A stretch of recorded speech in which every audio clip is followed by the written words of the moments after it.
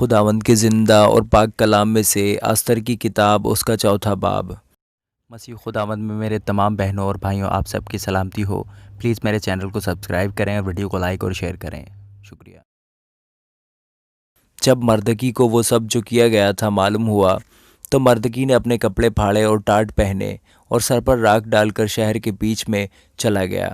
وہ بلند پردرد آواز سے چلانے لگا اور وہ بادشاہ کے پھاٹک کے سامنے بھی آیا، کیونکہ ٹاٹ پہنے کوئی بادشاہ کے پھاٹک کے اندر جانے نہ پایا تھا۔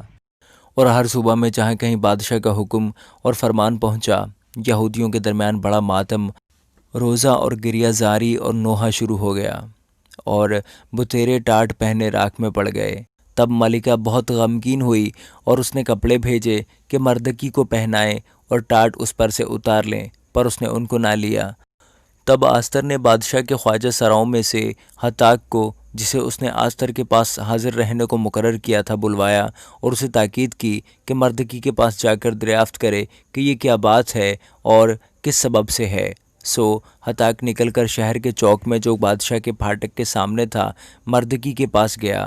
تب مردکی نے اپنی پوری سرگزشت اور روپے کی وہ ٹھیک رقم اسے بتائی جسے حامان نے یہودیوں کو ہلاک کرنے کے لیے لیا، بادشاہ کے خزانوں میں داخل کرنے کا وعدہ کیا تھا، اور اس فرمان کی تحریر کی ایک نقل بھی جو ان کو ہلاک کرنے کے لیے سوسن میں دی گئی تھی اسے دی، تاکہ اسے آستر کو دکھائے اور بتائے اور اسے تاکید کرے کہ بادشاہ کے حضور جا کر اس سے منت کرے اور اس کے حضور اپنی قوم کے لیے درخواست کرے۔ چنانچہ ہتاک نے آ کر آستر کو مردکی کی ساری باتیں کہہ سنائیں۔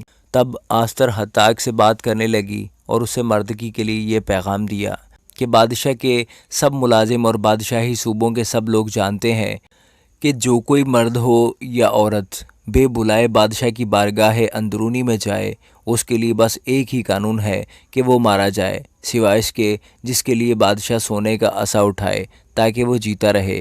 لیکن 30 دن ہوئے کہ میں بادشاہ کے حضور نہیں بلائی گئی۔ انہوں نے مردکی سے آستر کی باتیں کہیں۔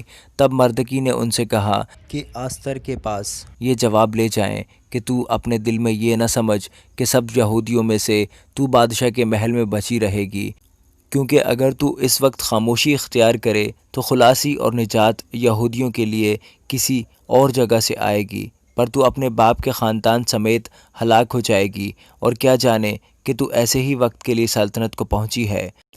تب آستر نے ان کو مردکی کے پاس یہ جواب لے جانے کا حکم دیا کہ جا اور سوسن میں جتنے یہودی موجود ہیں ان کو اکٹھا کر، اور تم میرے لیے روزہ رکھو، اور 3 روز تک دن اور رات نہ کچھ کھاؤ نہ پیو۔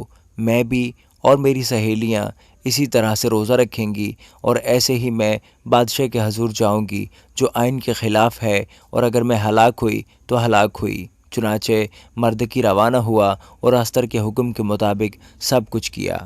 آمین۔